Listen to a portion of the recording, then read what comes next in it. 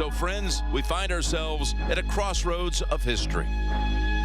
How does one go from all-time great to the greatest of all time? By wearing a crown that's never been worn before. Back to back to back. But any king can fall. A rival always has their eye on the throne. And this one feels different than the rest.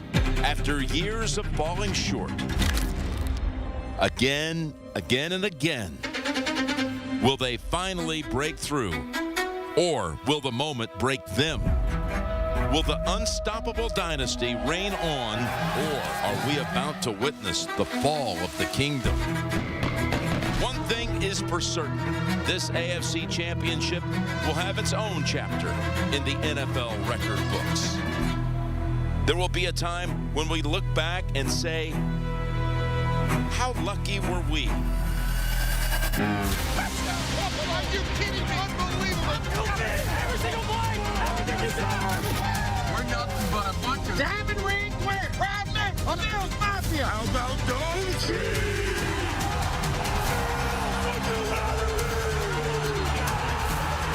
I'll tell you, it doesn't get better than this. That's so true. It's Goliath versus Goliath for a spot in Super Bowl 59.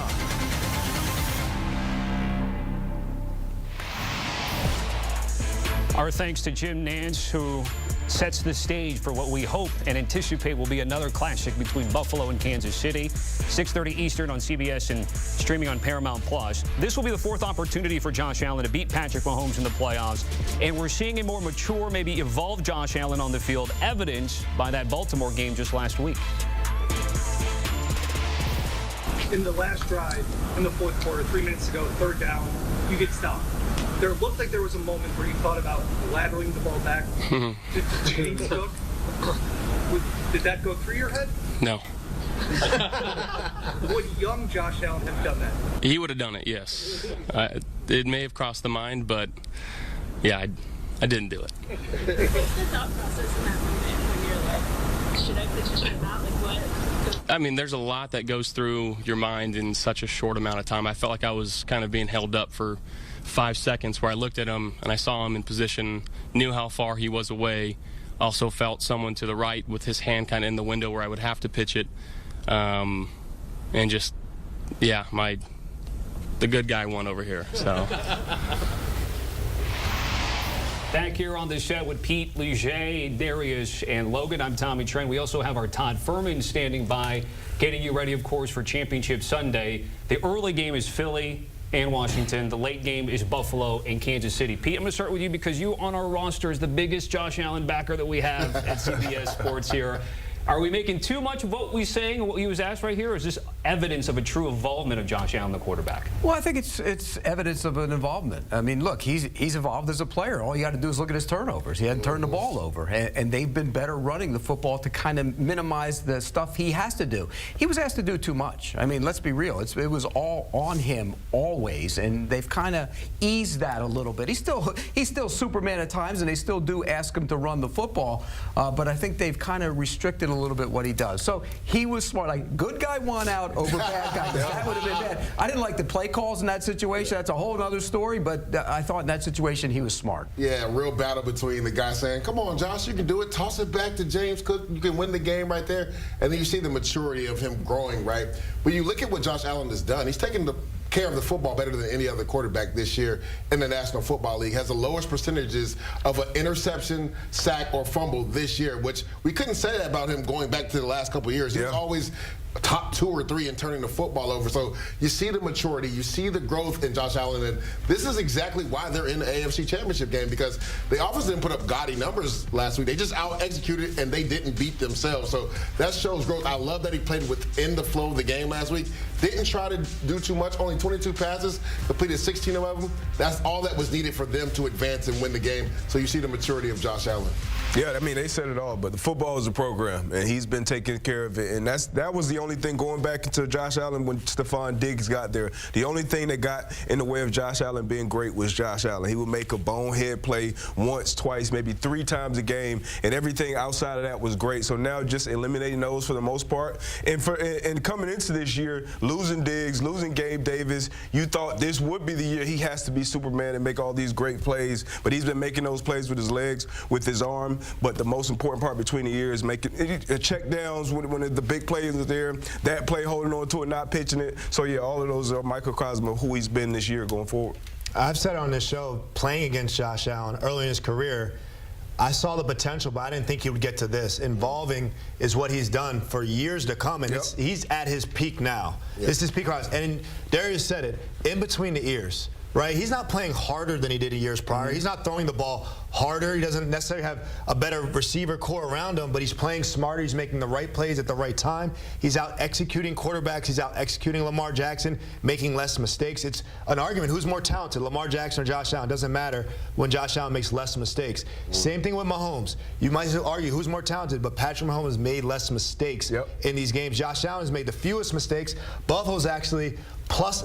They lead the league in turnover ratio at +24. And we know as players, that's all your coach talks about. Turn the ball over on defense, take care of the ball. The Bills do that. That's going to give them a great chance in this game to out-execute Patrick Mahomes at the end. Not having Stephon Diggs, and people are going to, because I said it all offseason. I said, it's addition by subtraction, and everybody laughed at me. They said, you're out of your mind. Look, Stephon Diggs was a really good football player. You can't take that away from him. But he was in his ear constantly, I'm open, get me the ball, get me the ball. And there were people in Buffalo who said that it kind of led to Josh not being who he should have been, which was spreading the football around. He pressed to get the ball to Diggs. Well, he goes, and now he has no real number one. I mean, Amari Cooper, where was he? Amari Cooper. And he didn't do anything. He was a no-show. But on the other side of that, I do think he needed Stephon Diggs to make that first step to become early in his career, because when you can depend on a guy that's going to be open, that's going to create separation, that's going to win one-on-ones in critical situations time after time, you need that. Now he's at the point to where he can take coaching. And a lot of credit goes to Joe Brady, too. The game that he calls week in and week out, sometimes it's, hey, we're just going to punch in the mouth and beat a more physical team. So I think all of those things were kind of needed for the Josh Allen evolution to the guy that he is now. For Joe Brady, it was a transition promotion last year, first full season as the offensive coordinator. We've seen some magical things on that Buffalo side, including taking care of the football. And we talked about it last week, though. The whole Lamar Jackson, Josh Allen game just gets to Mahomes, by the way, which is what we're seeing right now. And after a one-year hiatus, guys, the road to the Super Bowl in the AFC once again goes through Arrowhead and Patrick Mahomes and Andy Reid. They're in a familiar place. Logan, you're the one who's played him most recently in last year's Super Bowl. What makes this Chiefs team so great? I said it earlier with Leger earlier today, is that the Chiefs play the whole game to get ready to play the perfect fourth quarter. They don't care how the first quarter goes. They don't care how the second quarter goes. They are analyzing. They are adjusting. They are doing everything they can to keep them in the game, and they know that Patrick Mahomes is going to win them the game in the fourth quarter. And how they do that is they're going to try to score on both their possessions in the fourth quarter, and Spagnuolo on that defense is going to get a stop. And that's all it takes. Whether they need 1 point, 3 points, down by 4, down by 6, they play the whole game for a perfect fourth quarter. That is what they're tailored to. That's what their players care about, winning. Mahomes doesn't care if he leads the league in touchdowns anymore. He wants to lead the league in wins. He doesn't even care about regular season wins. He cares about playoff wins. So the whole thing is tailored to play a perfect fourth quarter. I think the Bills are tailored to play a really good fourth quarter, damn near perfect fourth quarter today as well. So that's why it's going to be such a good game. You agree, D-Lot? I do agree. I do agree. It's just when you look at the Chiefs and the coordinators, you talked about Spags, Tube on special teams, obviously Andy Reid when it comes to play calling. They just want to make the most plays. And the last time these two teams faced off in the regular season, Patrick Mahomes had 0 rush yards, which is rare for him. In the playoff times, we know that's when Patrick Mahomes really breaks your back, using his legs, converting those third downs. They haven't had a ton of explosive plays this year, but they've been the best team on third down and money down all year long. So I just feel like the Chiefs are always in position to make one more play than you, whether it's in the field goal game, blocking the field goal, Justin Reid, or it's on offense, or it's on defense. Spags, he brought 3 pressures in a row last week against Houston and got 3 hitters in a row. That's part of the reason I think Bobby Slowick is out of work right now. So Spags is special, Mahomes is special, Andy Reid is special, Chris Jones, just so many guys who are always in position to make that one more play. Let me ask this side of the table a different question when we're talking about this Chiefs team, 7th straight AFC Championship game appearance. What version of the 2024 season Chiefs is different than the last 6, Pete? Well, they're not as explosive. That's for one. I mean, that last year wasn't very explosive either. Yeah. But this team wasn't for most of the year. I think getting Worthy going has helped them, and getting Hollywood Brown back has helped open it up a little bit. But you know, look, you got guys on last leg. Travis Kelce's on his last legs, and he shows up in the playoffs. We know that. But he hadn't been the same guy all year. I think that's one of the biggest differences. The offensive line. Again, they've had tackle issues seemingly every year. And remember, they lost to the Bucs because their offensive line was awful in that game. Maybe if they had a good offensive line, they would have won that one too. So I think it just hasn't been as explosive. Look, they haven't turned it over in the last 8 games. I think it is. That's crazy. I mean, that's incredible, and that's where they start elevating. Everybody goes here. And if they win this, and if they win another Super Bowl, I'm going to put it out there. He's the GOAT. I'm sorry, Tom Brady. He's the GOAT. I can't go with you. Look, I know you guys can't, but you know when Michael Jordan became the GOAT? When he won 3 in a row, which Bird and Magic did not do. That's how you become the GOAT. And I think and Andy Reid is on his way, sorry Belichick, to being the greatest coach of all time. On pace. I mean, he is on pace. And so I think these are big moments for the Chiefs as a coach and quarterback. It's a big time for them as well. Hey, going back to what you talked about. Yeah, I know. It's crazy. Mahomes is only a 7th-year starting, and he's already tied somebody that was considered the GOAT before Tom Brady and Joe Montana. In 7 years, he's tied him for 16 playoff wins. But going back to what Pete talked about with them not turning the ball over, the last time they turned it over was versus the Buffalo Bills, and that was in November. November 17th was the last time this Chiefs team turned the football over. I think, Tommy, the question that you asked is, what version of this team is it? It's a team that out-executes everybody. Me and Logan talked about this earlier. They kind of remind you of those old New England teams. Like, we're going to not beat ourselves, and we're going to out-execute you. Darius Butler made a great point. Like, they just are so prepared. Like, Justin Reed had a bead on special teams of when they were going to snap the ball. Like, they just out-prepare everybody and out-execute people. It's not like the 2019 team where they were throwing for 300 yards, right? They're not even like last year's team when the team was led by his defense, because the defense is kind of taking a step back this year. But like Logan said, in those fourth quarters, they out-execute everybody. And I think that is the version of this team. And why I think this is special, why they're going for the three-peat, because when you look at the evolution of this team, each championship team has been different. And that's rare to find in the NFL, for you to reinvent yourself and still play at a high level and win games and get to Super Bowls. Yeah. Okay, so I need a winner. I need who wins and why. We'll go this way around the desk. Logan, start us off. I'm going to go with the Bills. I got the Bills getting it done. I believe that Josh Allen is prepared for this. I think that previous playoff games are super overrated. Right? I think the most relevant thing is how they played earlier this season. Just because he's 0-3 has nothing to do with this one. And he's prepared all season, and he found the formula of winning it against the Chiefs by keeping the ball in his hands and not giving the ball back to Patrick Mahomes. The fact they had that game earlier, he played so well down the stretch, the Bills played so well down the stretch, and he didn't give the ball back to Mahomes, the formula they got to use today.